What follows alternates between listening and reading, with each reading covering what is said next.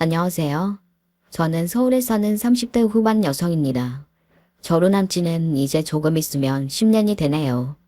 10년이라는 세월이 말만 하면 참 긴 세월인 것 같은데 이렇게 지나고 보면 정말 짧은 찰나였구나 하는 생각이 들곤 합니다. 저도 저희 아이만 아니었다면 벌써 10년이나 지났다고 하면서 믿지 못했을 것 같아요. 저는 한 아이의 엄마이자 한 남자의 아내입니다. 처음 어딘가에 저를 소개할 때 이렇게 말하는 게 저는 정말 하고 싶었거든요. 자, 그도 그럴 것이 저에게는 남들과는 조금 다른 불우한 과거사가 있습니다. 오늘 사연을 본격적으로 소개하기에 앞서 제 이야기를 조금 해야 할 것 같아요. 아무래도 그 편이 뒤에 사연을 들으시는데 조금 더 편하실 것 같기도 하지만 제가 제 이야기를 이렇게 써내려가 본 적이 단 한 번도 없었기 때문에 한 번쯤은 해보고 싶기도 하고요. 자, 그러면 한번 시작해 보겠습니다.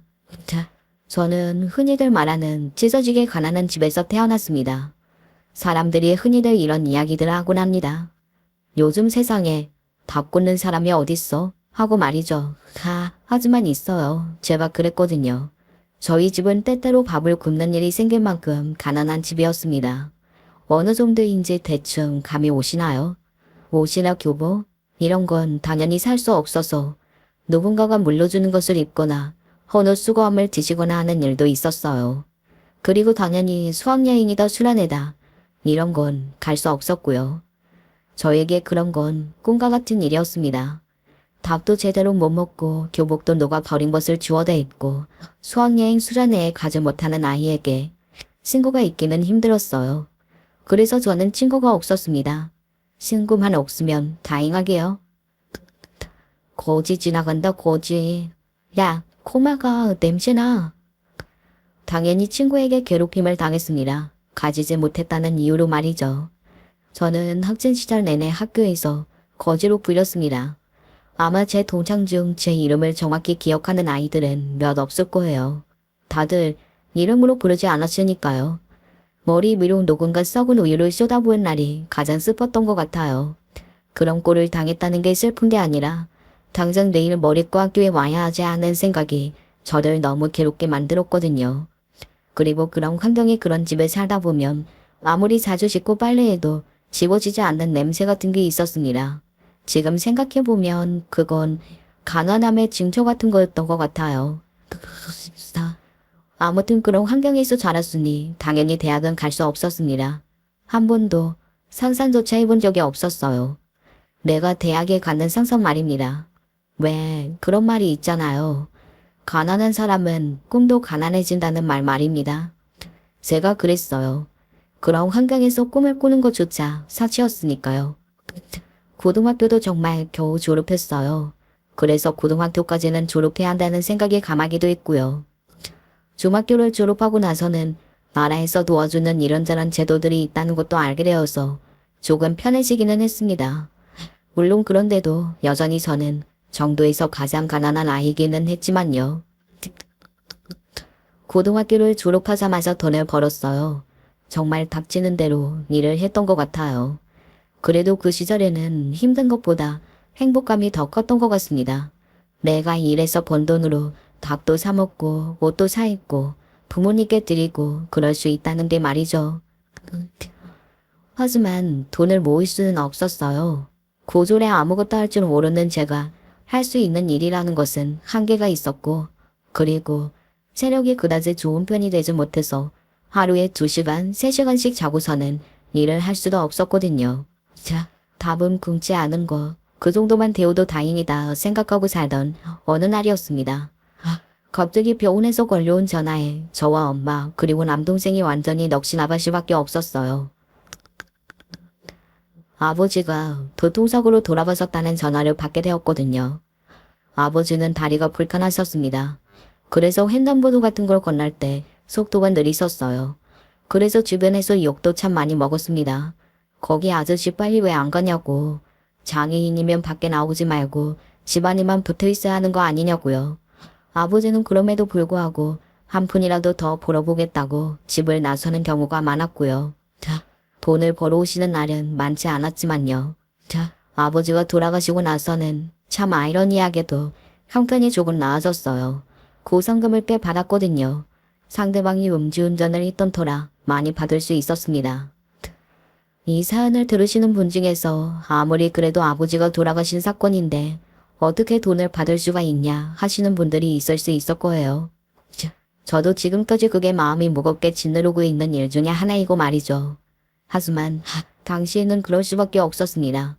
당장 앞날이 걱정이기도 했고 엄마도 아팠거든요. 그래서 두 눈을 질끈 감고 받았어요. 그리고 그 돈으로 엄마가 병원에 갔고 남동생이 대학에 갔습니다. 엄마도 남동생도 아직 아버지에게 죄지은 마음을 가지고 있는 게 다 그 이유가 아닐까 싶어요. 아무튼 그렇게 가족에 대해 한시름 놓고 나니 세상이 제대로 보이더군요. 그 전에는 하루 벌어 하루 먹고 사느라 바빴는데 이제는 더 먼 미래를 생각하면서 살아야겠다 하는 생각이 들었다가요. 그래서 공부를 시작했어요. 영어학원을 등록했어요. 뭐든 영어는 잘해야겠다는 생각이 들어서 말이죠. 그렇게 학원에 다니다가 남편을 만나게 되었습니다. 그때 당시 제 나이가 23이었어요. 남편은 28이었고요. 오전과 낮에는 일을 하고 밤늦게 학원에 다녔거든요. 남편은 당시에 첫 직장에 취직하고 영어가 조금 부족하다 싶어서 배우러 다니는 거였고 말이죠. 물론 수준 차이가 났기 때문에 반은 달랐지만 제발 로비에서 매일 꼬목 졸아가며 공부하는 모습을 남편은 유심히 지켜봐왔던 모양이었습니다. 어느 날 남편이 저에게 밥을 먹자고 했고 저는 거절했습니다. 남에게 그런 호의를 쉽게 받은 만큼 마음이 열려있는 상태는 아니었거든요. 하지만 남편은 포기를 할 줄 몰랐어요. 그래서 밥 한 번이면 되냐 되물었고 남편은 그렇다고 하더군요. 물론 그게 2번이 되고 3번이 되었지만 말입니다. 정신을 차리고 보니 남편과 저는 연애를 하고 있었습니다. 남편은 꽤 사는 집의 둘째 아들이었어요. 미로는 형이 하나 있었고요. 형은 의대를 나와 의사를 하는 중이라고 했고 자기는 대기업을 다니는 중이라고 있습니다. 대기업 연구원이라고 하는 일을 듣기는 했는데 사실 저는 무슨 말을 하는지는 하나도 못 알아듣기는 했었어요.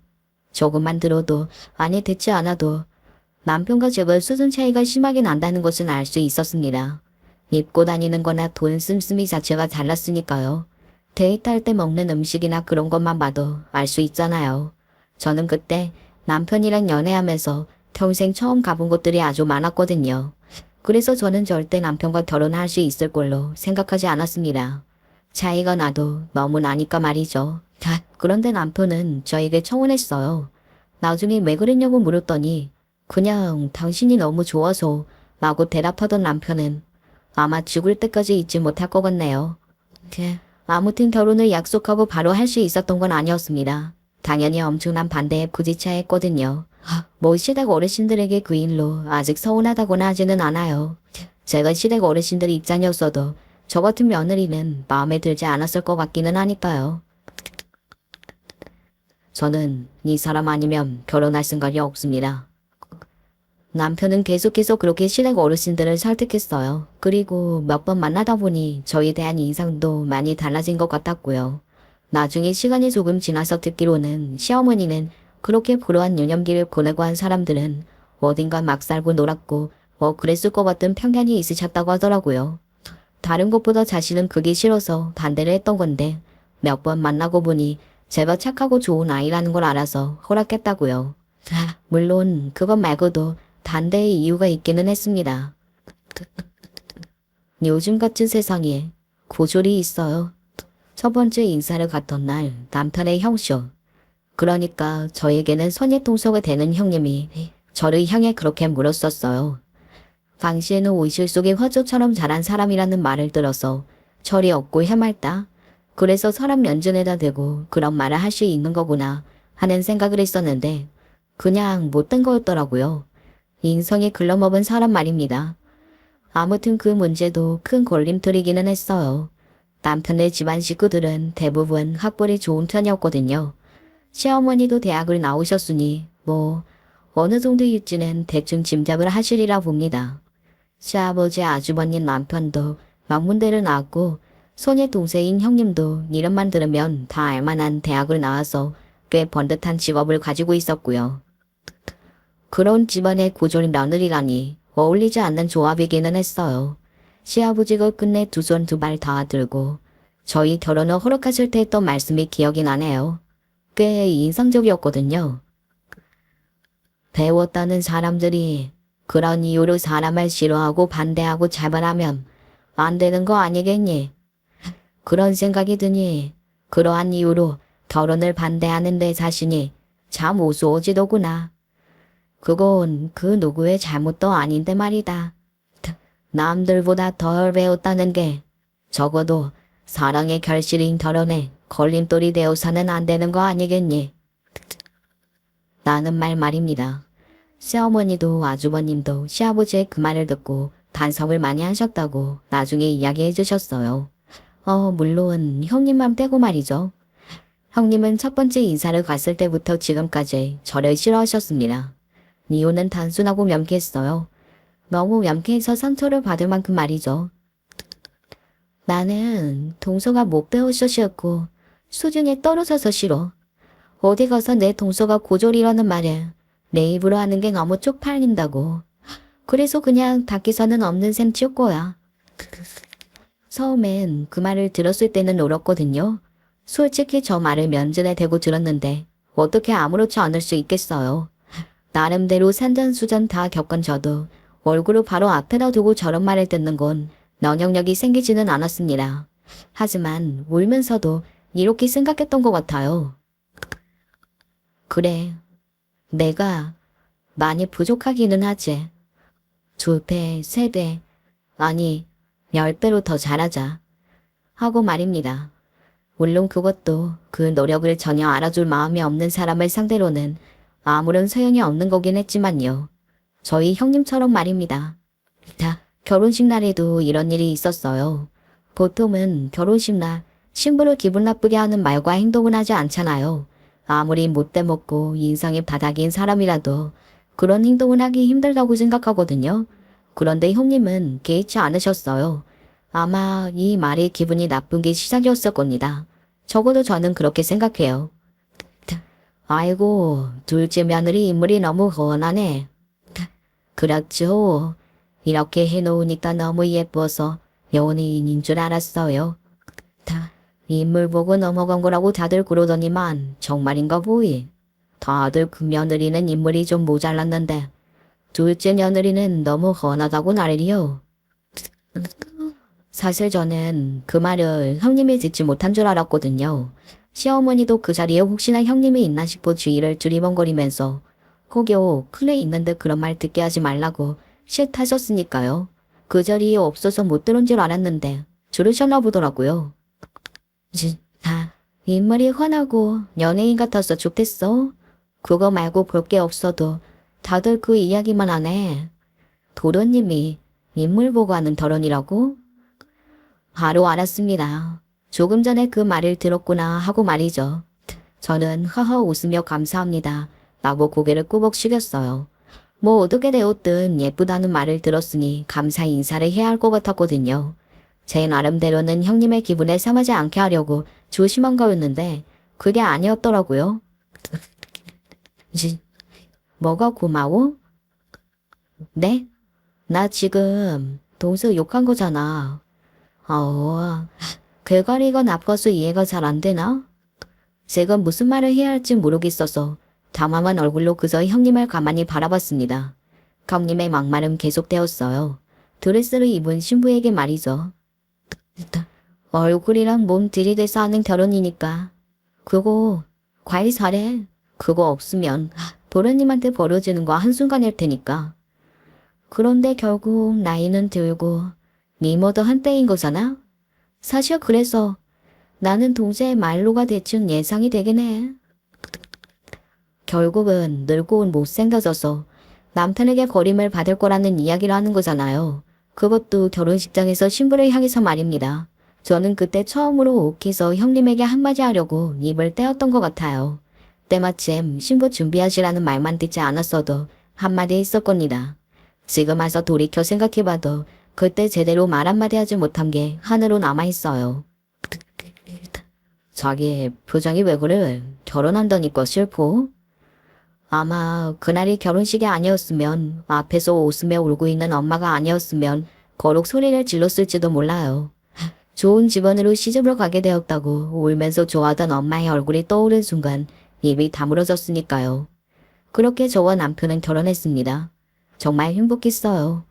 누군가에게 사랑을 받는다는 건, 그리고 이렇게 온전히 사랑을 받는다는 건 정말 이렇게도 행복한 일이구나 하는 생각을 정말 많이 했던 것 같습니다. 남편 같은 남편을 만나서 정말 다행이라는 생각을 하루에도 12번은 더 할 만큼 말이죠. 시어머니와 시아버지도 잘해주셨어요. 뭐 대단히 사갑거나 친절하거나 한 건 아니었지만 그래도 선안에서 잘해주셨습니다. 그리고 두 분 다 기본적으로 이런 생각을 가지고 계시는 분들이었거든요. 가족이 안 되었다면 모를까. 이미 한 가족이 되었고 앞으로 계속 가족으로 함께 살아가야 하는 이상 좋은 것만 보고 지내는 게 너도 그렇고 나를 위해서도 낫지 않겠니?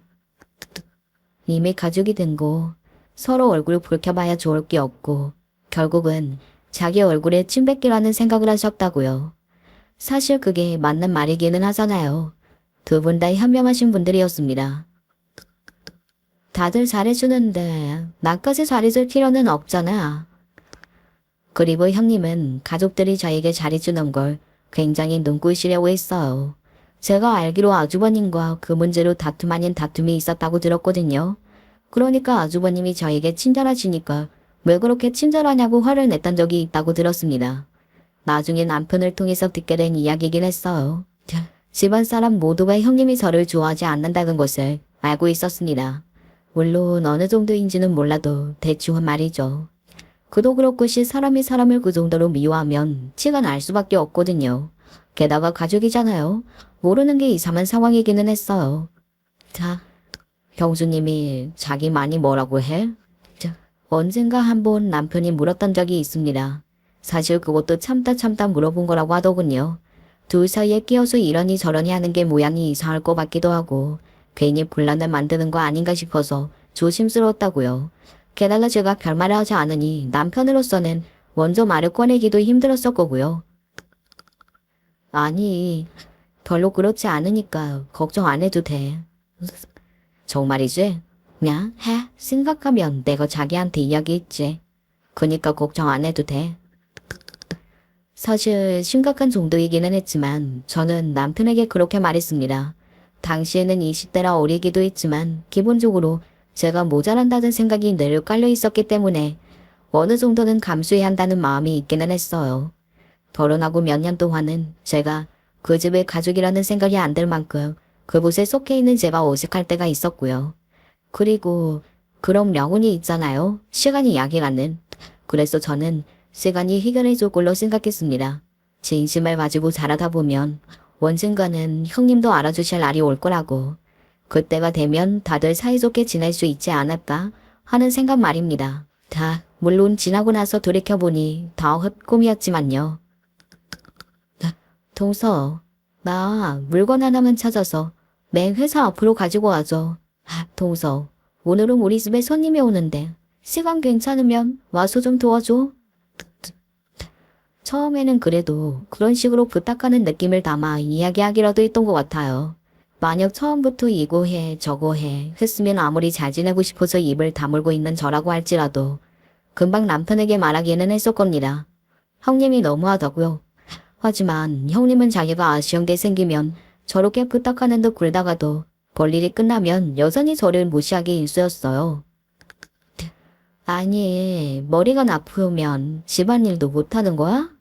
내가 이거 말고 다른 거 말한 거잖아. 하여가 뭐 하나를 제대로 시키지도 못하겠어. 할 줄 아는 게 뭐야? 남들은 시어머니에게 당해도 혀를 내두르 시집살이 아닌 시집살이를 저는 손일동생에게 당하고 있었던 겁니다. 저를 무슨 식모풀이도 굴었으니까요. 제가 자신보다 못하니 그런 대접을 받아도 된다고 생각했던 겁니다. 만약 그게 계속 이어졌다면 아무리 저라고 해도 버틸 수 없었을 거예요. 하지만 아이를 가지고 한결 나아졌습니다. 아이고, 우리 집안에도 드디어 애기 울음소리가 나겠구나. 네가 우리 집 복덩이다 복덩이야. 당시에는 형님이 결혼한 지 6년이 넘어갔는데도 임신이 되지 않고 있었거든요. 그런데 제가 결혼을 하고 2년이 채 되지 않아 아이가 들어선 겁니다. 형님으로서는 그런 제가 너무 꼴보기가 싫고 미워쓸 것 같기는 해요. 저도 그래서 나름대로 조심한다고 되도록 형님 눈에 안 띄려고 했고 눈치도 더 많이 봤어요. 하지만 임신을 한 게 죄는 아니잖아요. 지금 와서 돌이켜 생각해보면 그렇게 죄인처럼 굴었던 게 오히려 저희 딸한테 미안한 것 같기도 해요. 다 났네네. 요새는 더럽게 떠네. 제가 임신 막판에 조금 많이 힘들었거든요. 이런저런 합병증 같은 것들이 찾아와서 계속 병원 신세를 져야 했는데 아파서 누워있는 저를 보고 형님이 그런 말을 하더라고요. 그때는 저도 한마디 하기는 했습니다. 아무리 제가 싫고 안 입고 오셔도 아파서 누워있는 사람한테 그런 말을 하는 건 정말 아니라고 생각해요. 아, 지금 나한테 말 듣고 하는 거야? 나이 많다고 무조건 어린은 아니니까요. 제 그 말에 얼굴이 시뻘겋게 달아오르는 게 보였습니다. 분노로 말이죠. 만약 남편이 병실에 들어오지 않았다면 형님은 또 저에게 악담을 꺼부었을 거예요. 무슨 말을 했을지는 듣지 않아도 다 그러질 만큼이기는 하네요. 워낙 그동안 저에게 해왔던 게 많은지라 말이죠. 아이를 낳고 키우면서 아이가 어느 정도 나이가 되기까지는 시댁에 자주 가지 않았기 때문에 형님을 볼 일이 많지 않았습니다. 가끔 보니까 씹으려고로도 그냥 꽂힐만 하더라고요. 그리고 아이가 조금 크고 나니 형님이 임신을 하셨습니다. 조금 늦게 박치긴 했지만 그래도 덜 문제 없다는데 유난이라는 유난은 다 떤다. 내 며느리 있으면 정말 과해. 시어머니가 형님을 한번 보고 오고서는 고개를 저으며 그런 말까지 하셨으니 어느 정도인지 아시겠죠? 걷는 거 하나도 함부로 하지 않는다고 하더군요. 저한테는 남들 다 아는 임신, 유난 떤다고 하고 사는 말이죠. 아무튼 그렇게 유난이라는 유난은 다 떨어가며 아이를 낳았습니다. 뭐 좋다는 건 다 했던 것 같았어요. 병원이나 산후조리원은 물론이고 신생아를 뭐 마사지하기 위해 어디서 선생님을 초빙해 온다. 이런 말까지 들었으니까요. 내게 온 자식이라 기이한 건 알겠는데 내가 생각해도 많이 과하긴 해. 오죽했으면 시어머니가 자기 손자를 낳아준 며느리에게 그런 말을 했을까요? 받을 형님에게 직접적으로 말은 안 해도 속으로는 그렇게 생각하기는 했을 겁니다. 아주버님도 조금 유난인 것 같다고 형님한테 이야기했던 적이 있다고 하니까요. 뭐 금방 단박 당했지만요. 한동안은 형님의 모든 관심사가 아들이었기 때문에 또 부딪힐 일이 없었어요. 미세먼지 심한 날은 미세먼지가 심하다고, 날씨가 더운 날은 너무 덥다고, 추운 날은 또 너무 춥다고 외출을 자주 한다는 이유로 시래기가 어디고 오지 않았으니까요. 그리고 자주 보지 않는 동안 저는 그런 생각을 하기는 했습니다. 이제 어쩌면 형님과 잘 지낼 수도 있지 않을까 하는 생각 말입니다. 둘 다 엄마가 되었잖아요. 아이를 키우면 공감할 일도 많을 것 같았고, 그리고 무엇보다 부모가 되면 어른이 된다는 말도 있고 말이죠. 이제는 철이 조금 들어야지 않나 생각했던 것 같아요. 하지만 아니었습니다. 저희 형님은 그렇게 호락호락한 사람이 아니었어요. 수아는 여무 유치원 어디 보냈어? 여무 유치원은 아니고요. 그냥 집에서 제일 가까운 곳으로 보냈어요. 그게 제 마음에 편할 것 같아서요. 아, 공소는 좀 이상한 것 같아. 제가요? 뭐가요? 아니, 억시 살고 못 배운 사람들은 그게 자기 자식에게 대물림 되는 걸 죽기보다 더 싫어해서 여건만 되면 악착같이 가르치고 배우게 하고 그런다더니 동서는 그런 쪽으로는 또 욕심이 없나 봐? 누가 봐도 명백히 저를 비꼬는 말이었습니다. 제가 없이 살았고 못 배웠으니 제 자식은 그렇게 되게 하지 않기 위해서 열심히 가르쳐야 할 거 아니냐. 그런데 너는 생각이 없는 것 같다. 그런 말 말이죠. 제 이야기라면 모를까. 딸아이까지 함께 그런 식으로 이야기하니 기분이 정말 확 상하더군요. 지금 시킨다고 잘할 수 있는 것도 아니고 지금은 사회성도 기르고 뛰어노는 게 더 중요하다고 생각했어요. 나중에 직업도로 할 공부 벌써부터 시켜서 뭐해요? 남편과 저는 그런 부분에서 가치관이 같았거든요. 그래서 그 모든 건 남편과의 합의 끝에 하고 있었던 거고 말이죠. 동서야 뭐 깎일 체면 같은 게 없는 사람이라고 쳐도 토련님은 그게 아니잖아. 자식이 공부를 못하면 체면이 깎일 텐데. 아마 그 전에 저였다면 이런 말을 한 귀로 듣고 한 귀로 흘리거나 기분이 나빠도 그냥 꼭 참고 넘어갔을 겁니다. 말 몇 마디로 바뀔 사람도 아니고 단성할 사람은 더더욱 아니었으니 그냥 그 편이 속 편하다고 생각하면서 말이죠. 하지만 세월도 지났고 저도 나이를 먹어가고 있었고 그런 말은 더 이상 듣고 싶지도 않았거든요. 게다가 아마 그동안 쌓인 것도 있었을 테고요. 그래서 반박했던 것 같아요. 저희 남편은 공부나 이런 것보다 사람 됨됨이를 더 중요하게 생각하는 사람이거든요. 겉만 번지르르 한 사람은 싫어해요. 그래서 회사에서 평판도 좋은 거 형님도 아시잖아요. 너 같은 사람을 싫어해 라고 돌려 말한 거였어요. 그리고 형님도 제 말에 숨은 뜻을 알아들은 것 같았습니다. 굉장히 기분 나빠하는 표정을 봤거든요. 그래서 조건 같은 거 아무것도 안 보고 동서랑 결혼했잖아. 사람들이 무슨 불우이웃 돕게 하는 줄 알 거야. 그치? 불우이웃이라고 하기에는 제가 너무 예쁘잖아요. 얼굴 본 거 한 거죠 뭐. 농담이었지만 농담이 아니었습니다. 메모로 저에게 열등감이 있다는 건 이미 그 누구보다 제가 잘 알고 있었기 때문에 열받으라고 일부러 한 말이었어요. 인상을 탁 쓴 형님을 향해 한마디 더 덧붙였습니다. 그 사람은 아직도 세상에서 제가 제일 예쁘다잖아요. 그거 그냥 하는 말이지 그걸 믿어? 밖에 나가면 얼마나 예쁜 사람이 많은데? 그때였습니다. 하하하, 형수님, 밖에 나가서 아무리 찾아봐도 저는 저희 아내보다 예쁜 사람 못 봤는데요. 진짜 제일 예쁘고. 남편이 저와 형님에 대어 사이에 끼어든 겁니다. 사실 남편도 단순히 농담으로 하는 말이 아니라 가시가 섞인 말이라는 걸 알았지만 분위기를 조금 유하게 풀어보고자 그리고 형님에게 저는 여전히 사랑받는 아내라는 걸 보여주기 위해서 일부러 끼어든 거라고 나중에 이야기하더군요. 도련님, 콩깍지가 오래 가시네? 아니나 다를까 형님은 굉장히 기분이 나빠 보였습니다. 하지만 남편과 저는 거기에 굴하지 않고 염장질을 했고요. 일부러 더 말이죠. 이 정도 되었는데도 안 벗겨지는 거면 그냥 병웅슴 안 벗게 쓰는 게 아닐까요? 하하하. 아주버님은 무뚝뚝한 편인 남편이었거든요. 그래서 형님에게 살가운 말 한마디 하기 힘들어하는 사람이라는 걸 저는 잘 알고 있었습니다. 그래서 다정한 남편들을 구려한다는 것도 말이죠. 그렇다고 아주버님이 뭐 성격이 안 좋다거나 한 것도 절대 아니었어요. 표현이 조금 서투를 뿐 굉장히 좋은 분이셨거든요. 어쩌다 형님 같은 여자를 만났나 싶어서 안타까울 만큼 말입니다. 그래서 저는 형님의 그 열등감 아닌 열등감이 더 이해가 안 갔고요. 다 가지고 노리고 있으면서 말이죠. 그때 형님은 정말 많이 빈정이 상했을 겁니다. 저와 남편이 둘 다 동시에 자신을 매겼다고 생각했을 테니 말이죠. 자존심이 보통이 아닌 사람인데 완전 담아뒀을 거라고 그때도 생각을 했던 것 같아요. 그러거나 말거나 했지만요.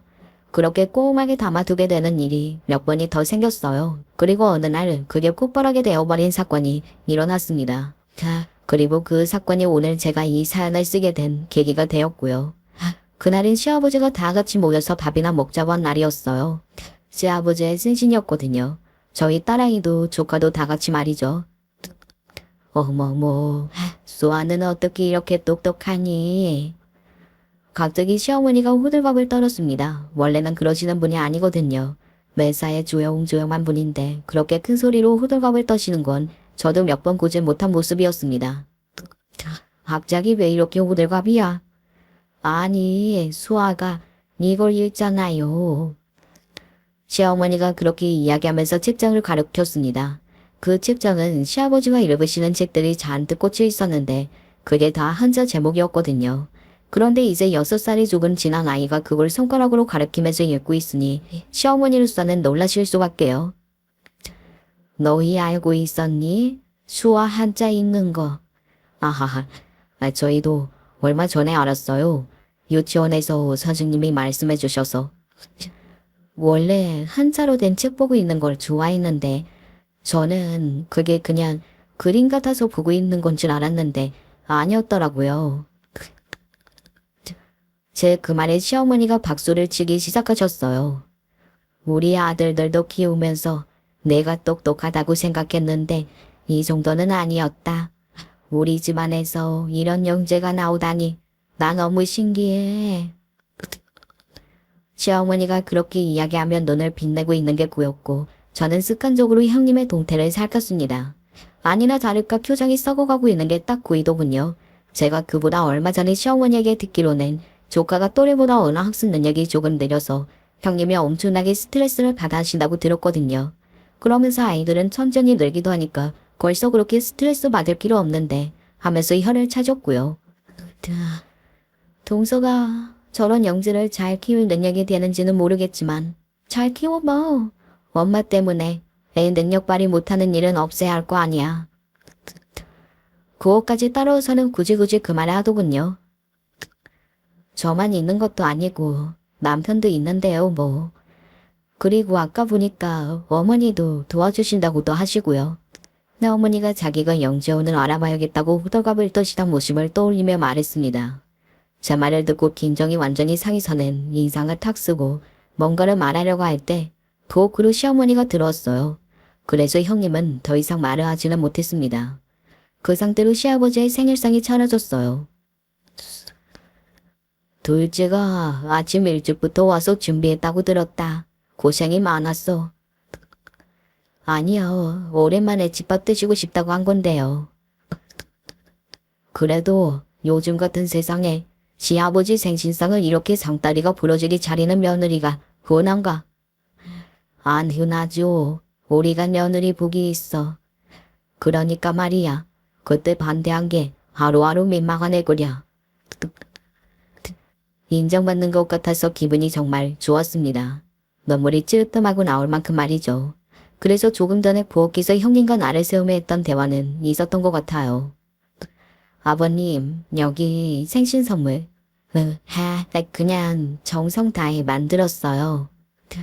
아이고, 생일상 차리는 대신 선물은 절대 하지 말라고 그렇게 신신당부를 했는데도 뭘 준비했냐? 돈은 안 썼습니다. 시아버지는 웃으며 선물을 끌어보셨어요. 직접 만든 손수건이었습니다. 제가 취미가 바느질이라 좋은 천을 떼어다가 잘라서 만든 거였거든요. 색도 여러 가지 옅었고 자수도 있었어요. 제가 만들었지만 제가 봐도 잘 만들었다 싶은 손수건이었습니다. 시어머니도 이렇게 말씀하셨으니까요. 아이고, 이건 팔아도 되겠다. 당신은 좋겠시오. 이렇게 고운 걸 아까워서 어떻게 쓰노. 저는 그 반응에 몸둘 바를 몰라 웃고만 있었는데 형님이 조용히 쇼핑백 하나를 시아버지에게 건네었습니다. 명품이었어요. 딱 봐도 비싼 신발이었습니다. 내가 며느리들 때문에 호강하네, 호강해. 시아버지는 그 신발을 받고 물론 좋아는 하셨지만 제가 손수건을 들었을 때만큼의 반응은 아니었거든요.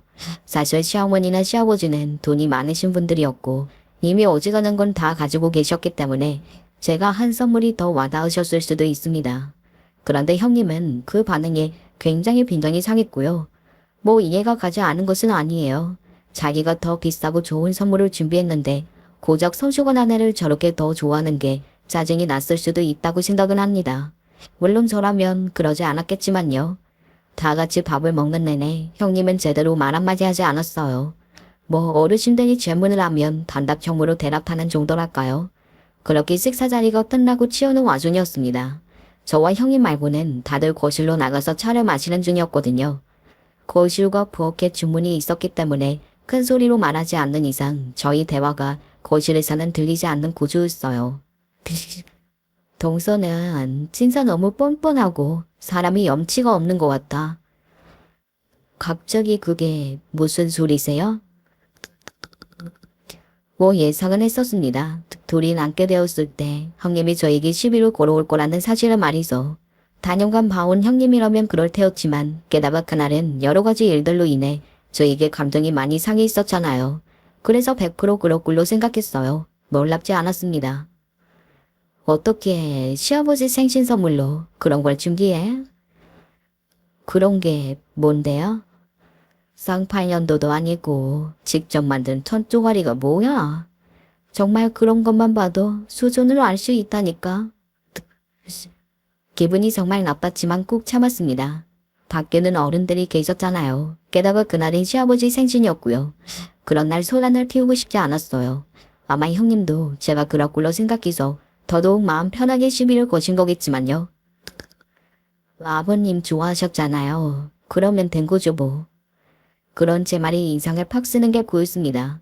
실제로 좋아하신 건 맞으니까요. 아니, 어르신이 싫은 소리 못 하시는 거면 동서라도 눈치가 조금 있어야지. 그게 정말로 좋아하시는 걸로 보였어. 네. 동서 정말 눈치라고는 없구나. 하긴 그렇게 못 배웠는데 뭘 잘하겠어. 순간 옥하더군요. 못 배운 거랑 눈치 없는 게 무슨 상관인데요? 사회성도 다 지능이거든. 제가 지능이 낮아서 사회성이 없다는 말씀이세요? 그건 또 잘 알아듣네. 저도 모르게 비웃음 같은 웃음이 나왔습니다. 그리고 형님은 그런 제 웃음에 인상을 찌푸렸고요. 버럭하더군요. 왜 웃어? 내 말이 웃겨? 사회성이 없는 걸로 치자면 형님이 제일 없으신 거 아니에요? 시아버지 생신날 굳이 손 아래 동서 흠잡아서 이렇게 시비 거는 거 그게 사회성이 있는 행동 같지는 않는데요. 형님은 움찔하더군요. 제가 한 말 중에 틀린 말은 하나도 없었으니까요. 하지만 형님은 저에게 지는 것을 용납할 수 없는 사람이었습니다. 그건 형님에게는 있을 수도 있어서도 안 되는 일이었으니까요. 나는 있잖아. 주제를 모르는 인간들이 제일 싫어. 갑자기 그런 말 하더군요. 없이 살고 배운 것도 없는 주제에 이렇게 좋은 집으로 시집을 왔으면 납작 엎드려서 눈치나 보고 있어야지. 자기 주제도 모르고 나대는 게 너무 꼴보기가 싫단 말이지. 지금 그거 제 이야기 하시는 거예요? 그 정도 눈치는 있나 보네. 영 지능이 낮지는 않은가 봐. 그 빈정거림에 저도 순간적으로 이성을 잃었던 것 같아요. 버럭 소리를 지르려고 숨을 들이마셨습니다. 하지만 소리를 지른 건 제가 아니라 다른 사람이었어요. 이게 무슨 말이에요? 언제부터 와 있었던 건지 어디서부터 들은 건지는 몰라도 조금 열린 부엌의 중문을 남편이 열매 들어왔습니다. 그리고 저는 형님의 얼굴을 봤어요. 제가 처음 보는 얼굴이었습니다. 그렇게 당황하고 놀란 형님의 모습은 처음 보는 모습이었거든요. 도련님, 지금? 주제? 방금 제가 들은 말이 모두 다 이 사람한테 형수님이 하신 말이 맞아요. 네. 아니 그게 맞냐고 물었잖아. 저는 남편이 형님에게 반말하는 것도 처음 봤고 그렇게 화가 난 모습을 보는 것도 처음이었습니다. 10년 가까이 살면서 그런 모습은 단 한 번도 보여주지 않았거든요. 그래서 놀란 얼굴로 나타나 바라봤던 것 같아요. 아니, 이게 무슨 소란이냐? 시댁 어르신들과 아주버니까지 다들 부엌으로 몰려들었어요. 형님은 더 이상 더 떨어질 수 없을 만큼 바들바들 떨고 있었습니다. 그 긴 세월 동안 저를 괴롭혀오면서 단 한 번도 발생하지 않았던 상황이었으니 내성이 없을 만하기는 했어요. 주제를 모르고 나대서 싫고 지능이 낮다고요? 세상 어느 동서가 이렇게 심한 말을 한답니까? 예? 아니 이게 다 무슨 말이니? 진짜니? 저는 다른 건 다 참아도 내 아내한테 이렇게 막말하고 험하게 하는 건 절대 못 참아요. 형수, 다시 한번 내 아내 건들면 그때는 치고 형님 죽고 나서 하는 거야. 알겠어? 남편은 그렇게 말하고서는 저를 데리고 부엌에서 나왔습니다. 그리고 놀란 눈으로 서 있는 시아버지에게 죄송하다고 꾸벅 인사를 한 뒤 그대로 아이와 저를 데리고 그 집을 나왔어요. 워낙 순식간에 일어난 일이라 뭐가 지나간지도 모르겠더라고요. 그날 집에 와서 남편에게 저도 한 소리 들었습니다. 그런 일이 있었는데 여태 왜 아무 이야기도 하지 않았느냐고요. 그래서 저도 미안하다고 하다가 조금 울었네요. 아무래도 그동안 속에서 골마오고 있던 게 있었던 모양이었습니다. 그리고 시댁을 그렇게 나올 때 제이사 형님이 주저앉아 오는 것 같았거든요. 사실 그래서 걱정이 조금 되기는 했던 것 같아요. 어떻게 되었든 간에 저와 남편은 시댁을 나왔고 거기에서 주저앉아 오는 건 형님이었으니까 형님이 자기 유리한 대로 이야기를 할 게 뻔하잖아요. 그래서 혹시나 시댁 어르신들이나 아주버님이 오해를 하실까봐 말입니다. 그 걱정을 하니 잠이 오지 않더라고요. 이 가족 관계가 안 좋아지는 건 아닌지 하는 생각부터 인연을 끊게 되면 어떡하나 벌벌 생각이 다 들었습니다. 하지만 다행스럽게도 그런 일은 일어나지 않은 모양이었습니다. 시어머니에게 전화가 왔거든요. 네가 어떤 소리 들었을지. 아, 내가 보지 않아도 비지오다. 그동안 고생 많았다. 아닙니다. 나랑 네 시아버지는 네가 한 번도 주제에 안 맞게 우리 집에 시집 왔다고 생각해 본 적이 없다. 처음에는 그랬을지 몰라도 지금은 진심으로 네가 우리 며느리라 다행이라고 생각해. 그거 알지? 네, 알고 있습니다. 감사합니다. 시어머니에게 그 이야기를 듣는데 눈물이 저도 모르게 주르륵 나오더라고요. 시어머니와 한섬을 통화했던 것 같아요. 형님은 자기는 억울하다 했지만 그간 봐온 것들이 있었기 때문에 시어머니와 시아버지는 형님의 그 말을 믿지 않았다고요. 그리고 저와 사이가 소원해지는 것도 싫으시다고 직접적으로 이야기하셨습니다. 나나니 시아버지는 너와 이번 일로 사이가 소원해지는 것이 무서우니까 그런 일이 있었다고 발길 끊고 그러면 안 된다. 알겠지? 수아도 자주 데리고 오고. 나중에 들었는데 그날 형님은 시아버지에게 대단히 많이 혼이 났다고 들었습니다. 어디서 주제 이야기를 하고 사람이 그렇게 못됐냐고 말이죠. 더 배웠다고 노구를 깔보기 전에 원주 인간이 되라는 말에 형님이 굉장히 충격을 받은 것 같았다고요. 그리고 아주버님과도 싸워서 이혼까지 갈 뻔했다는 이야기를 들었습니다. 이건 형님에게 직접 들은 이야기예요. 그 일이 있고 일주일 뒤쯤 저를 찾아왔거든요. 이제 속이 시원해? 첫 마디가 그거였습니다. 뭐 무릎을 꿇고 사과를 하기로 바란 건 아니었지만 그래도 그건 내가 미안했다. 우리 이제는 잘 지내보자. 이 정도는 할 줄 알았거든요. 그런데 아니었어요. 속으로 이런 생각을 했습니다. 아, 끝까지 나한테 고개 숙이는 건 싫은가 보다. 그건 죽을 만큼 자존심이 상하나 보다 하고 말이죠. 형님은 본인이 뭘 잘못했는지 아직 모르시나 봐요. 제가 그렇게 날카롭게 이야기했습니다. 이제는 끝을 보자 뭐 그런 생각이었던 것 같아요. 그런데 가만히 저를 노려보던 형님의 눈에 눈물이 고였습니다. 내가 사과하면 용서는 해줄 거나? 그리고 울먹이며 그렇게 묻더군요. 싸우자는 건 줄 알았는데 바로 그렇게 태도로 바꿔서 당황했던 기억이 나네요. 나는 우리 애 아빠랑 잘 살고 싶어. 아직 애도 어린데 엄마 아빠 매일 싸우는 모습을 보여주고 싶지도 않고 내가 잘못한 거니까 내가 사과하고 동서도 나를 용서해주면 안 될까? 본인이 잘못한 걸 알고 있다고 자존심 때문에 인정을 못하고 있었다고 다시는 그런 일이 없을 거라고 사과하는데 저는 나름대로 진정성을 조금 느끼기는 했던 것 같아요. 남편은 속도 좋다며 한숨을 쉬었지만 말이죠. 그래도 가족인데 영영 안굴 사이도 아니고 좋은 게 좋은 거 아니겠냐는 제 말에는 이렇게 대답했어요. 내봐, 당신 그런 사람이랑 좋아서 결혼한 거지만 사람이 너무 좋아도 안 돼. 나고 말이죠. 뭐 저도 나름대로 챙길 건 다 챙겨가며 살아간다고 생각하지만요. 저는 일단은 그렇게 하고 싶었습니다. 그래서 나중에 한 번 더 이런 일이 생기면 절대 참지 않겠다는 약속을 남편과 한 10번은 한 것 같아요. 그렇게 용서하기로 했습니다. 그래서 저와 형님은 어떻게 되었냐고요?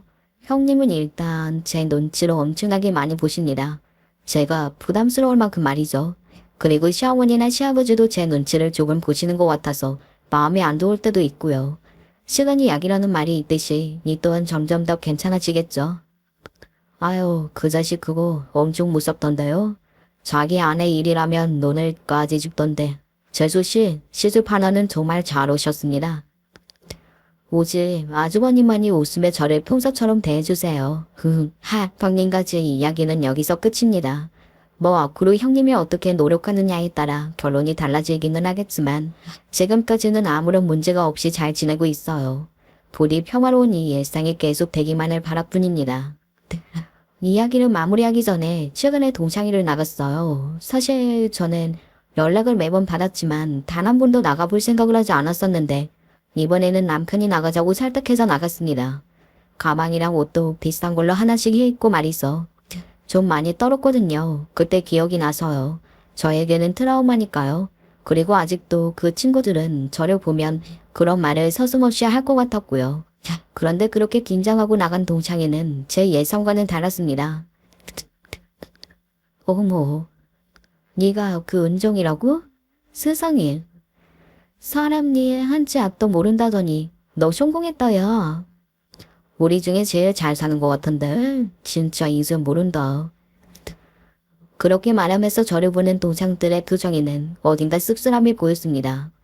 그리고 다들 저보다 못 살고 있더라고요. 그 사실을 확인한 거 하나만으로도 마음에 있던 무언가가 확 하고 내려가는 기분이 들었던 것 같아요. 그날 밤은 잠도 아주 잘 잤습니다. 꿈도 안 꾸고 말이죠. 제 경우만 봐도 알 수 있듯이 사람의 인생은 정말 한치 앞을 모르는 것 같아요. 세상에서 가장 불행하고 가난하다고 생각했던 과거에서 지금은 이렇게 행복하게 가정을 꾸리고 그 누구보다 잘 살고 있는 저를 보면서 말이죠. 그래서 지금 당장 너무 힘들다고 포기하면 안 되는 것 같습니다. 그 다음 장에는 무슨 이야기가 있을지 모르는 게 인생이니까요. 물론 아직 다 살지도 않았고 아직은 젊은 나이이지만요. 그러니 저에게 앞으로 더 좋은 일이 많이 일어날 수 있다는 뜻이겠죠. 이렇게 긍정적으로 생각하면 그게 이루어지더라고요. 자, 오늘 제 이야기는 여기서 마무리하겠습니다. 너무 구구절절 제 이야기를 많이 한 건 아닌가 싶어서 조금 걱정이 되네요. 그리고 아마 이런 결말이 답답하다. 왜 더 제대로 된 응징을 하지 않았느냐 하시는 분들도 있으시겠지만 저는 이게 최고의 결말이라고 생각해요. 반성했고 지금은 잘 지내는 것 말입니다. 물론 아직도 조금 용서가 안 되는 부분은 있지만요. 그 부분도 차차 용서하게 될 수 있지 않을까 생각해요. 마지막까지 제 이야기 들어주시고 함께 공감해 주셔서 너무 감사합니다. 저는 이렇게 털어놓으니 마음이 너무 가벼워서 좋네요. 그러면 이제 마무리하겠습니다. 언제 어디서나 건강들 유의하시고 가정에 좋은 일만 가득하시기를 바라겠습니다. 저도 그러길 바라주세요. 안녕하세요. 굳이 시간을 내서 한마는 제 이야기 좀 들어주세요. 저희 젊었을 때만 해도 30살 넘어서 결혼하는 것은 사실상 노총각 노천의 이야기를 들어도 아무 말 못할 정도였습니다. 제 주변도 그렇고 다들 20대 초반, 정말 늦어도 20대 후반에는 결혼을 했죠. 지금은 결혼을 해도 아이를 안 낳는 부부들이 많지만 또 저 때는 아이가 곤욕이라고 정말 생기면 생기는 대로 낳는 경우가 많아서 한 가족에 막 5남매, 6남매, 7남매인 경우가 드글드글했습니다. 그리고 저도 6남매 중 둘째 아들로 태어났죠. 제 후배들도 다들 나이같이 하면 빨리빨리 결혼을 했는데 유일하게 늦게 결혼한 게 저였습니다. 저는 부모님처럼 빨리 좋은 아내를 만나서 저만의 가정을 이루고 싶었는데 결혼이라는 게 혼자 하는 것도 아니고 내 마음대로 되는 게 있나요? 소개팅도 받아보고 맞선도 주선도 받아보고 당연히 연애도 할 만큼 해보았지만 이상하게 결혼까지 가기가 어려웠습니다. 게다가 당시 제가 사는 동네가 그렇게 사람이 많은 곳이 아니다 보니까 점점 시간이 갈수록 제가 선택할 수 있는 선택지가 줄어들더라고요. 너는 대체 결혼 언제 하려고? 네 나이가 이제 곧 30이야. 우리가 네 걱정하느라 요즘 잠을 못 잔다. 어머니, 아버지, 제가 알아서 할게요. 걱정하지 마세요. 알아서 한다고 했다만 아무도 데려오질 않잖니. 네가 얼굴이 못난 것도 아니고 그렇다고 직업이 별로인 것도 아닌데 아야, 일을 어쩌면 좋을지. 20대 중반까지는 부모님도 그저 지켜만 봤지만 제가 20대 후반이 되고 30을 바라보는 나이가 되자 점점 저에게 왜 결혼을 안 하냐면서 압박을 하기 시작했죠. 저도 결혼을 하고 싶은데 못하고 있는 상황에서 부모님까지 그렇게 계속해서 결혼에 대한 압박을 주니까 너무 힘들었습니다. 정말 한때는 병적으로 소개팅을 받고 그랬는데도 연애까지나 어떻게 갔다 싶으면 결혼은 아닌 것 같다고 그러며 헤어지자고 그러고 정말 얼마나 스트레스를 받았는지 그 젊은 나이에 스트레스성 탈모가 와서 한도만 달모져 바른다고 고생했어요. 심지어 제 위에 있는 누나는 물론이고 아래에 있는 동생들까지 하나하나 결혼을 하는 걸 보다 보니까 더욱 조급해졌죠. 정명아, 누나 결혼해. 다음 달쯤에 할 거니까 잘 차려입고 와. 다음 달? 벌써? 그렇게 빨리 가는 거야? 식당 문제 때문에 날짜가 조금 앞당겨졌어. 어쨌든 저번에 누나가 사준 정장 그거 입고 와. 정령이 너한테 아주 잘 어울리니까. 이 형, 참, 나도 내년 봄쯤 결혼 생각하고 있어. 이 소식을 언제 전해줘야 싶었는데 누나 소식 전하면서 같이 전하게 되네. 근데 형은 언제 가는 거야? 우리만 가니까 형이 혼자 남게 되는 것 같아서 미안한데. 아니야, 미안할 거 뭐 있어. 누나랑도 더 잘 살면 되지. 어쨌든 결혼 축하해. 축의금 넉넉히 할게 누나. 가족들 결혼식을 갔는데 마음 놓고 축하를 해줄 수 없는 기분 아시나요? 예쁜 드레스란 턱시도 차려입은 동생들을 보면서 박수는 쳐주는데 제 마음 한구석은 까맣게 타들어가고 그렇게 30살이 넘었을 때는 저는 솔직히 반쯤 포기하고 있었습니다. 부모님도 이쯤 되면 그냥 결혼하라고 이야기해서 될 게 아니란 걸 알았는지 저에게 더 이상 결혼에 대한 이야기도 하지 않으셨죠. 물론 저 스스로 혼자 눈칫밥을 먹고 있긴 했습니다. 다른 형제들 다 자기 아내랑 남편이랑 신혼집에서 사는데 오로지 저만 그때까지 부모님이랑 같이 살았으니까요. 하지만 오히려 그렇게 포기를 하고 마음 편하게 지내다 보니까 짧게 찾아오나 보더라고요. 31살 때 정말 운이 좋게 지금의 아내를 만나게 되었습니다.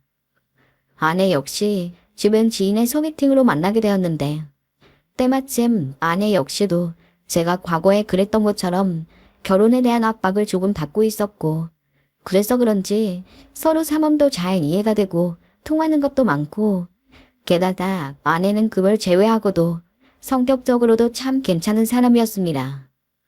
제가 아내 손을 잡고 처음 부모님에게 소개를 시키러 갔을 때 부모님이 어찌나 좋아하시던지 정말 제가 요즘 같은 시대에만 태어났어도 30 넘어서 결혼 못하는 것 가지고 이렇게까지 힘들어하진 않았을 것 같습니다.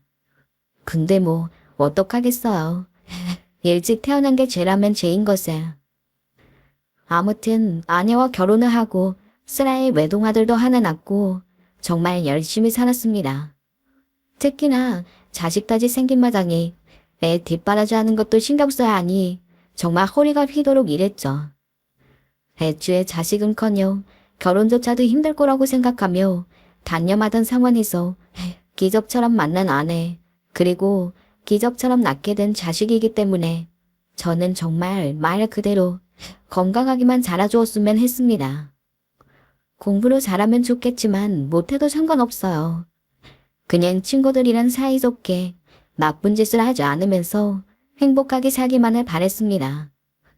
그리고 무엇보다도 나중에 아들이 나이가 차서 홍리가 되어가지고 결혼할 시기가 되었을 때 저는 절대로 저희 부모님처럼 아들에게 결혼하라고 압박하지 않을 거라고 다짐했습니다. 제가 부모님으로부터 결혼에 대한 이야기를 정말 귀에 이골이 나도록 들었을 때 당시에 제가 얼마나 스트레스를 받고 답한술 제대로 못 넘기는 날이 있을 정도로 힘들다고 느끼는 나날이 있었는지를 기억하고 있기에 적어도 아들만큼은 그런 압박에서 벗어나게 하고 싶었습니다. 아들, 꼭 결혼을 하지 않아도 된다. 만약에 네가 능력 있고 혼자 사는 게 좋다면 왜 굳이 무리해서 결혼을 해야 하겠어? 부담 갖지 않아도 된다. 특히 우리 때문이라면 더더욱 그래. 아버지, 저랑 생각이 같으셔서 다행이에요. 저 사실 결혼에 대한 생각이 별로 없거든요. 그냥 이대로 고양이들이랑 같이 사는 게 좋기도 하고 연애도 해봤지만 결혼은 저랑 잘 안 맞는 것 같아요. 제가 너무 마음을 놓게 해서 그런 건지 뭔지는 몰라도 아들 녀석도 꽤 늦게까지 결혼을 못했습니다. 심지어는 연애 소식도 들리지 않았죠.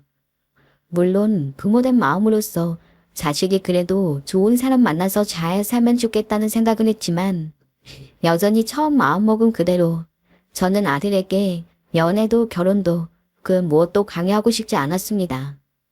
하지만 아내는 아니었던 모양입니다. 여보, 현석이 이 녀석 이러다가 다 늙을 때까지 결혼 못하는 거 아니에요? 당신도 뭐라고 말 좀 해봐요. 애 결혼을 시켜야지. 제가 지금 나이가 몇 살인데. 당신 혹시 현석이한테 결혼하라 이야기했어? 당신도 나랑 결혼할 때 기억하잖아. 나나 당신이나 부모님한테 빨리 결혼하라고 압박받았던 거.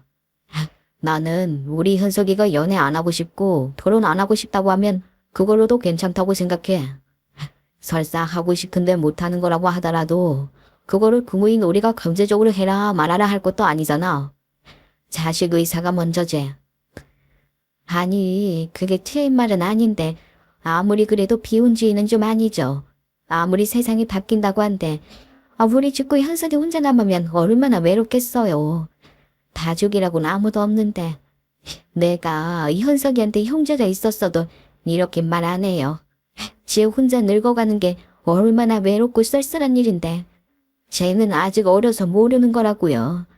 당신도 솔직히 나 혹시 혼자 이 집에 있다 생각하면 마음에 병 안 오겠어요? 우리가 재촉해야 한다고요. 아하, 이 사람 정말 말이 안 통하네. 결혼은 재촉하고 스트레스 줘서 될 문제가 아니라고. 자기가 안 하고 싶다는 거 어찌 시켜? 나도 당신이랑 말 안 통해요. 오늘 밥은 당신이 혼자 알아서 차려 먹어요. 뭐? 아내는 어찌됐던 아들이 반드시 늦기 전에 결혼을 해야 한다고 생각하는 것 같았습니다. 꽤 오랜 시간 토론 아닌 토론을 했지만 결국 마무리가 되지 않았죠. 심지어 혼자 밥 먹어야 했습니다. 나중에 아들한테 가서 슬쩍 물어보니까 아니나 다랬다. 아내는 아들이 20대 후반이었던 시절부터 여자친구는 있냐, 왜 안 사귀냐, 결혼은 언제 할 거냐 라면서 은근히 압력을 가했던 모양입니다. 그 와중에 아들은 저 젊었을 때랑 똑같은 스트레스를 받고 있었죠. 그나마 저는 연애 안 해도 괜찮고 결혼 안 해도 괜찮다고 했으니 숨통 같은 작은 구멍은 있었지만 좀 편하게 생각을 하려고 해도 그럴 때마다 아내가 와서는 결혼해라 연애해라 하면서 들들 볶으니 어떻게 해야 할지 고민도 많았던 모양이더라고요. 심지어 아들 나이가 30대 중반이다 보니까 아내의 압박도 압박이지만 주변 상황 때문에도 스트레스를 조금 받는 것 같았습니다. 저 내일 친구 결혼식 다녀올 거예요. 그래? 네. 언제는 결혼식을 갔다 온다는데 내 얼굴이 오존충하더라고요. 그래서 왜 그러나 싶어서 물어보니까 자기 주변 사람들은 정말 다 결혼하고 있는데 자기만 결혼은커녕 연애도 못하고 있는 현실이 너무 착잡하다고 했습니다. 대충 어물어물 말끝을 흐리긴 했지만 이렇게까지 저한테 얘기를 할 정도면 혼자 받아온 스트레스는 더 크겠죠. 그래서 정말 좋은 사람을 만날 때는 꼭 일찍 오는 것이 아니다. 극량히 기다리면서 현재 삶에 추진하다 보면 언젠간 너도 분명히 좋은 사람을 만날 수 있을 거다라고 다독였습니다. 그 이후 아들은 거짓말같이 결혼도 연애도 그 아무런 이야기도 안 꺼내더군요. 그렇다고 분위기상 누군가를 만나는 것 같지도 않았습니다. 그래서 저는 아들이 결과적으로 연애든 결혼이든 하지 않는 방향으로 마음을 굳혔다고 생각했어요. 그렇게 한 살 한 살 나이가 먹고 그 어리고 젊었던 아들도 이제 40대에 들어가게 되었습니다. 그때는 저희나 아들이나 서로 먹고 사는 게 바빴던지라 아들이 여자를 만나고 안 만나고를 생각할 겨를도 없었어요. 그런데 어느 날 아들이 저희한테 깜짝 소식을 전하더군요. 어머니 아버지 내일 저 결혼하고 싶은 사람 좀 데려오려고 하는데 시간 되세요? 오? 결혼할 사람? 네, 아버지. 좋은 사람이라 얼른 보여드리고 싶어요. 어머니도 옆에 계시죠? 현서다. 너무 잘됐다. 내 이런 날이 언제고 올 줄 알았는데 어린이 데려와라 얼른. 혹시 아가 음식 뭐 좋아하니? 좋아하는 걸로 준비해줘야지 근데. 네. 이 사람 아무거나 다 잘 먹어요. 어머니 편한 걸로 그냥 준비해주세요. 그래, 알겠다. 그러면 맛있는 걸로 준비하고 기다리고 있으마. 조심히 내려와야 한다. 네, 어머니. 여자의 임자 한 번 안 꺼내던 아들이 갑자기 결혼할 사람이라니. 반쯤 포기했던 저희 입장에서는 얼마나 놀랐겠습니까. 아내는 심지어 너무 기뻐 춤까지 출 기세였어. 허나 누군가를 데려온다는 말이 기쁘기도 했지만 한편으로는 걱정이 됐던 것도 사실입니다. 그날 밤에 아내랑 같이 아들이 대체 어떤 여자랑 결혼한다고 그러는 건지 궁금하다며 밤새 이야기를 나누다 잤습니다. 그리고 아침이 되자마자 아내는 며느리 될 사람 맛있는 거 차려준다면서 새벽같이 장을 보러 나가고 저는 집에서 청소를 하면서 아들이 결혼할 사람을 데리고 오기를 기다렸습니다. 낮이 다 저물기 전 아들이 들어오는 소리가 들리길래 저랑 아내랑 정말 버선발로 현관까지 마중을 나갔습니다. 근데 안녕하세요. 도티화이입니다. 그래요. 어서 들어와요. 저는 당황하고 말았습니다. 한국말을 굉장히 유창하게 잘했지만 한국 사람이 아니었습니다. 어느 나라 사람인지 첫눈엔 알 수 없었지만 느낌상 동남아에 가까워 보였죠. 아내가 불이 났게 며느리 될 사람을 상앞에 앉히는 도면 제가 아들한테 살짝 물어보니 베트남 여자라고 했습니다. 요새야 외국인이랑 결혼하는 사람들도 많으니까 국제결혼 자체에 대해서 좋지 않게 보는 건 아니었습니다. 마음 잘 맞으면 한국인이든 외국인이든 상관없었죠. 근데 아들 나이에 대해서 데려온 여자가 너무 어리다는 게 마음에 걸렸습니다. 아내 역시 그런 듯 했어요. 며느리는 어리게 보였던 만큼 실제로 나이도 어리더라고요. 겨우 22살이었으니까요. 그저 아들이 며느리감을 데려온다는 것에 반색했던 아내도 나이를 듣자마자 완전히 놀란 얼굴이 되었습니다. 최대한 좋은 분위기에서 식사를 마치고 며느리를 먼저 보낸 다음에 거실에서 아들과 셋이 이야기를 나눴습니다. 대체 갑자기 어떻게 된 거냐? 베트남 여자라니. 아니, 베트남 여자인 건 고사하고 네가 40이 넘었는데 아내 들 사람이 22살이라고? 너무 어리지 않니? 그게요. 아버지, 제가 국제결혼 업체에서 직접 신청을 해서 소개를 받은 여자예요. 2년 전에 신청해서 만나보니 괜찮더라고요. 솔직히 머리가 띵했어요. 이게 많이 좋아서 국제결혼이지. 그런 업체에서 소개받은 여자라는 것은 사실상 돈 주고 아내를 사는 것과 다름이 없지 않습니까? 무조건 열렬히 사랑하는 사이에서만 결혼을 해야 된다는 낭만주의자도 아니지만 그렇다고 해서 결혼을 하자고 생탄 타국의 어린 여자를 돈 주고 산다는 것 또한 이해할 수 없었습니다.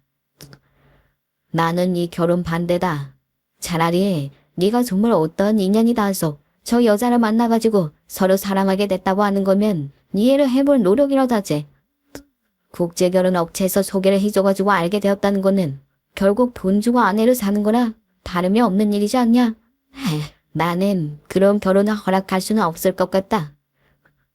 아버지, 그게 무슨 말씀이세요? 아니에요. 저 이 사람 마음에 들어 하는 결혼이에요. 왜 사람을 산다느니 그런 말씀을 하시는 거예요. 어머니, 아버지 좀 어떻게 말려주세요. 그래요, 여보. 어쨌든 우리 애가 소개를 받긴 했지만 서로 정이 들었다 하잖아요. 이게 뭐 나쁘게만 볼 일이에요? 그리고 우리 현석이 나이도 적지 않은데 그냥 일반 한국 여자들하고는 연이 닿기 쉽지 않을 거예요. 여보, 잘 생각해봐요. 기껏 인사시키려고 여기까지 데려왔는데 여기서 결혼을 모른다고요? 그런 법이 어딨어요. 우리 애가 좋다 하니 허락해 줍시다. 글쎄, 난 싫다니까. 허락 못한다, 저 아이.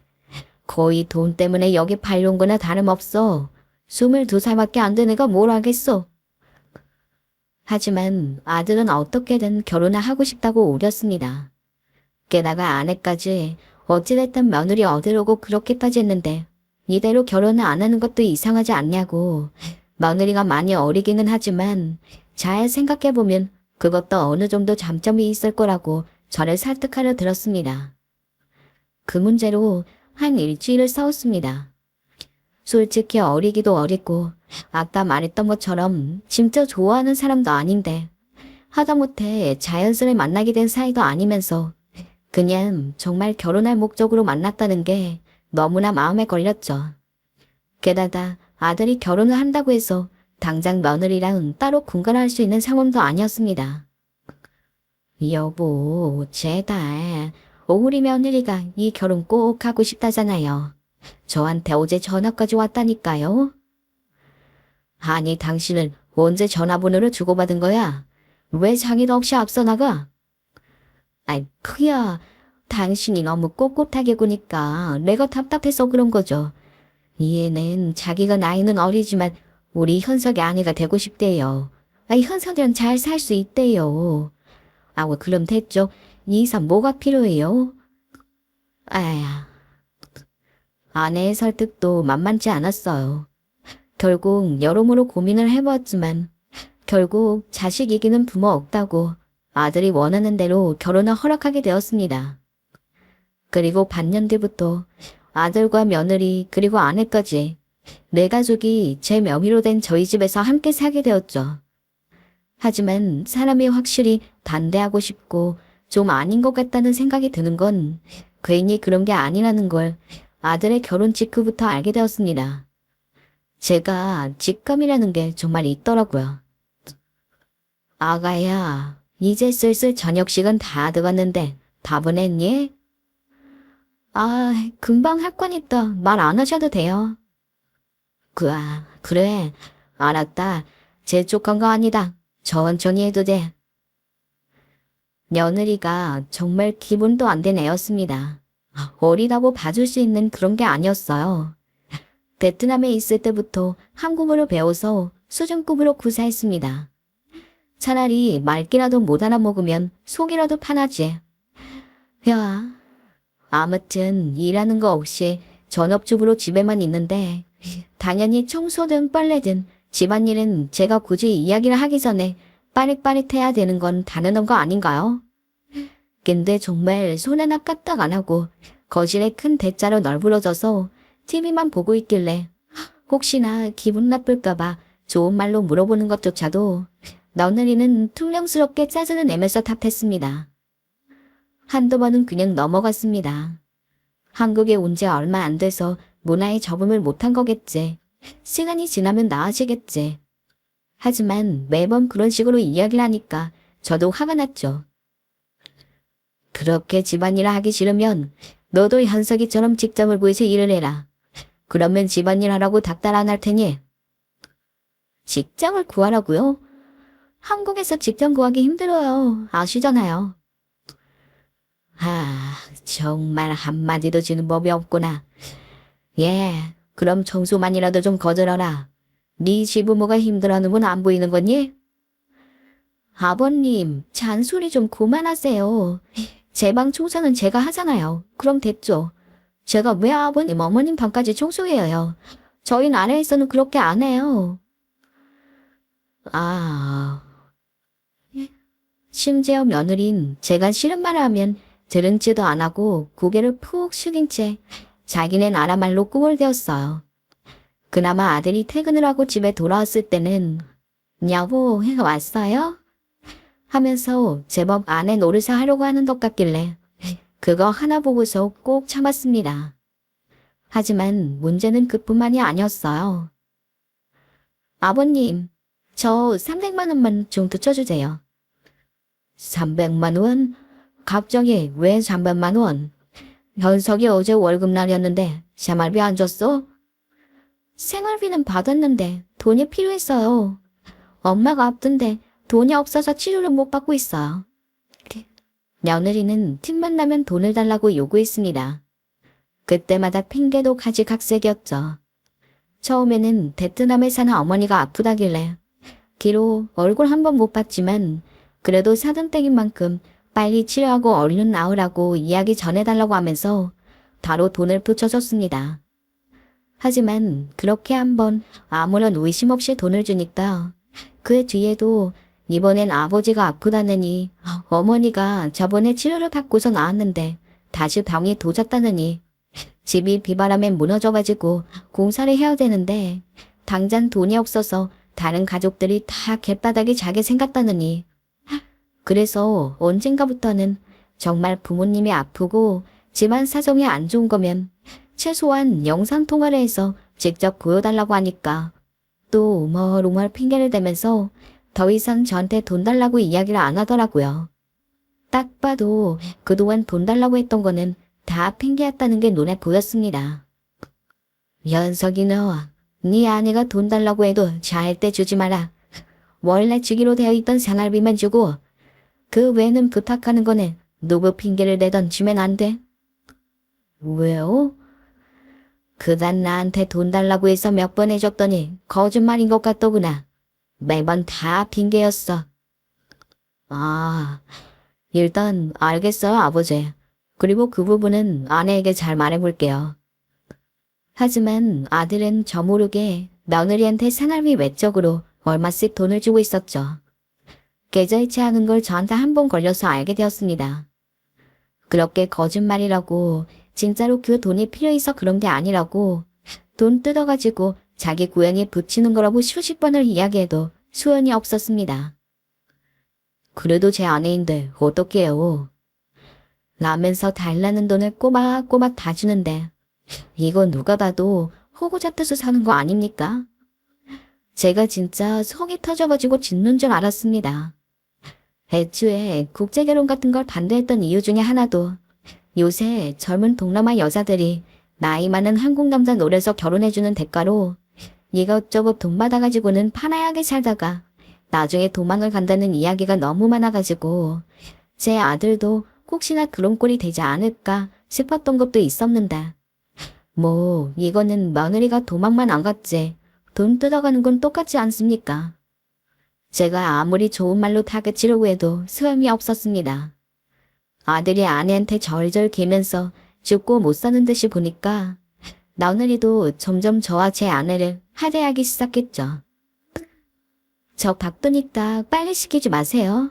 그리고 저녁 정도는 어머님이 차릴 수 있는 거 아닌가요? 단참 많이 있어야 하는 것도 아니고 저 조금 이따 나가봐야 해서 답할 시간 없어요. 아따, 이 한석 씨가 방 청소 좀 해달라고 했는데 아버님이 대신해 주실 수 있죠? 어려서 더 거리끼는 게 없는 것 같았습니다.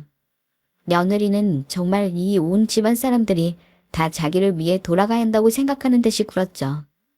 당당하게 저와 아내에게 집안일을 시키는 것은 물론이고 이제는 뭐라고 한마디 좀 하려고 하면 꽥꽥 소리를 질러대니 못 참겠더군요. 아가, 너 일로 좀 와봐라. 너 요즘 시부모를 너무 막대한다고 생각이 들지 않니?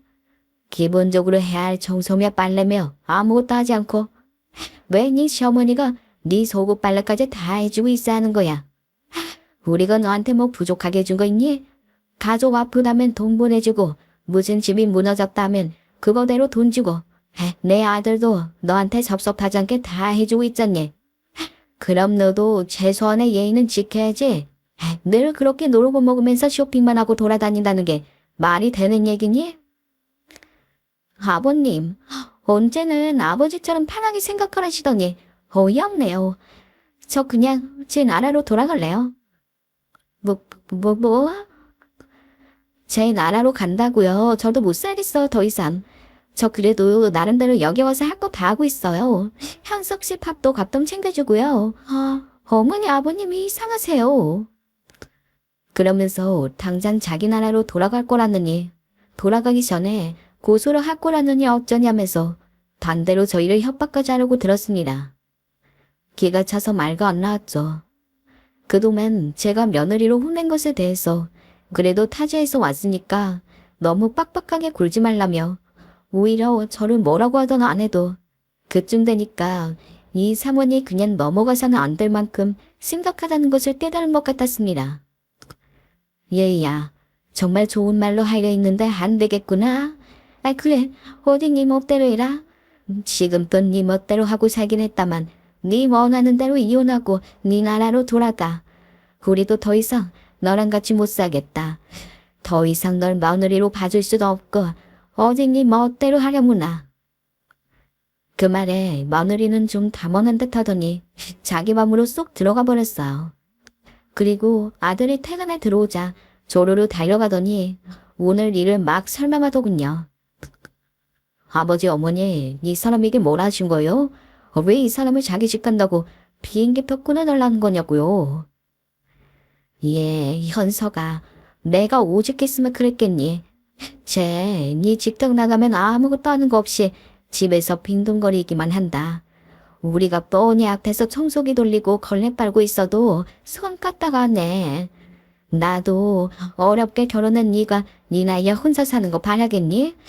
근데 쟤는 살다간 4명이 단집될 것 같아서 큰 소리 내본 거다. 어쨌든 난 절대 못 참겠다. 제 나라로 돌아가든지 마음대로 해. 분노에 찬 아내의 말이 끝나자 아들은 침울한 얼굴로 잘 봤습니다. 아버지, 어머니 말이 진짜요? 저는 더 소란을 일으키고 싶지 않아 조용히 고개를 끄덕였어요. 그러자 아들도 다시 며느리에게 가는 것 같더니 뭐라 한 소리를 하더군요. 당신, 이제 우리 어머니 아버지 일할 때 같이 일하도록 해. 당신이 우리 어머니 아버지랑 사는 거 불편하다는 거 알고 있어. 그래도 일할 땐 같이 도와드리는 게 여기선 예의야. 당신이 고치지 않으면 나도 당신과 헤어지는 걸 고려할 거야. 그 다음에 며느리가 뭐라 했는진 들리지 않았지만 아무쪼록 다음날부터 며느리의 행동이 좀 달라지긴 했어요. 아버님, 여기 걸레요. 제가 팔아놨어요. 어머님, 자는 제가 보러 갔다 올게요. 맛있으세요? 내일은 된장찌개 끓여볼게요. 어떻게 하면 맛있게 하는 건지 알려주세요. 솔직히 좀 얼떨떨하긴 했지만 마음은 놓였어요. 무엇보다 몸이 편했으니까요. 4사람 못새 집안일을 이제 3사람이 하니 일도 줄어들고 파스 붙일 일도 없었죠. 아무래도 며느린 아들이 무섭고 단호하게 나가자 거기에 겁을 먹은 듯 했어요. 잠을 자면서도 아내와 작은 목소리로 조용히 며느리 얘기를 하곤 했는데 아내는 당한 것 같긴 한데 또 언제 돌아올지 모르겠다고 무섭다고 했어요. 그래도 저는 일단 바뀌긴 했으니 한번 믿어보자고 말했습니다. 만약에 원래대로 돌아가려 하면 그때 생각을 해보자고요. 그런데 하루 이틀로 끝날 줄 알았던 며느리의 가난은 생각보다 오래 지속됐어요. 이젠 자기가 알아서 이부자리 정리도 하고 저희 침실도 대신 토수해주고 밥 차리는 것도 웬만하면 자기가 하려고 하더군요. 옆에서 보니 생각보다 성격도 꽤 야무졌어요. 집안일을 안 해서 그렇지 막상 하니 참 잘하는 아이였더군요. 아가야, 잘하는데 소금을 조금 더 넣으면 간이 맞는단다. 싱겁게 먹는 것도 좋긴 한데 너무 싱거우면 맛이 없어지거든. 아, 네 알겠어요 어머니. 아내와의 사이는 말할 것도 없죠. 어쩔 땐 엄마와 딸처럼 고를 정도로 사이가 좋아 보일 때도 있었어요. 둘이서 같이 장도 보러 가고 주먹밥도 사 먹고 오고 옛 기억은 다 잊혀진 듯 옆에서 보기만 해도 흐뭇하더라고요. 그런데 제가 이렇게 제 이야기에 대해서 사연을 쓰게 된 계기의 사건이 터집니다. 참 어디서부터 시작해야 할지 막막하네요. 아내는 평소 기금속을 한 사람에만 보관을 해두는데 맨날 도둑들 걱정이 많아가지고 서랍을 언제나 열쇠로 잠가둡니다. 근데 어느 날 안방에서 아내가 비명을 지르더군요. 무슨 일인가 싶어서 헐레벌떡 달려가니까 늘 잠궈두던 서랍장이 열려있고 안에 기금속이 전부 사라졌다는 겁니다. 당연히 깜짝 놀라서 마침 집에 있던 며느리한테도 혹시 찾으면 꼭 얘기해달라고 하면서 정말 집안에 샅샅이 찢었습니다. 근데 아무리 이 잡듯이 찢어도 단지며 목걸이며 콧뱅이도 보이지 않았죠. 하지만 집에 계속해서 사람이 있었기 때문에 도둑이 들어설 가능성도 없었습니다. 아내는 시름시름 알아서 죽으려고 하고 저는 저대로 걱정이 되고 어떻게 하나 싶어서 전전긍긍 하는데 문득 며느리에게 눈이 갔습니다. 제가 같이 찾아보자고 했으니 찾는 척을 하기는 하는데 어쩐지 기분이 쎄했죠. 그러고서 생각을 해보니까 며느리가 일주일 전 링든슬쩍 기금속 얘기를 꺼냈던 게 생각이 났어요. 어머님은 내 서랍장에 열쇠를 걸어 잠드시는 거예요? 도둑들까봐 그렇지. 여기가 사람이 많이 사는 동네가 아니긴 해도 혹시 몰라. 우리 집에 가져갈 거라곤 그것밖에 없는데 잘 보관해둬야지. 아, 그러셨구나. 그럼 열쇠는 어머님이 가지고 다니시는 거예요? 아니, 귀찮게 그러진 않고 그냥 내 옛날 쓰던 핸드백에 넣어놓고 필요할 때만 써. 순간 머리를 망치로 맞은 듯 했습니다.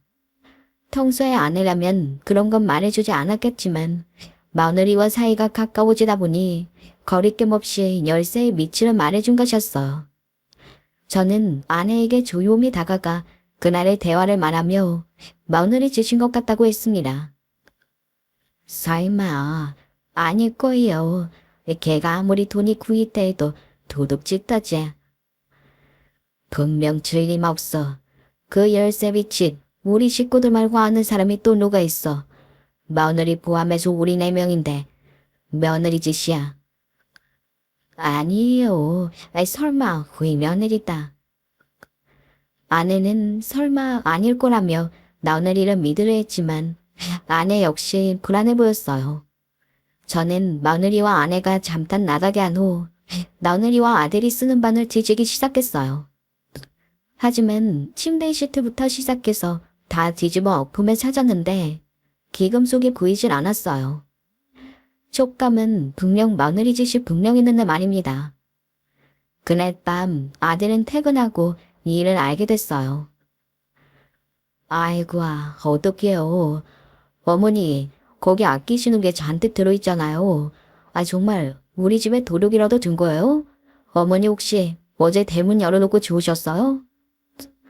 아들은 며느리 짓일 거라곤 전혀 상상도 못하고 순진한 얼굴로 저희에게 물었습니다.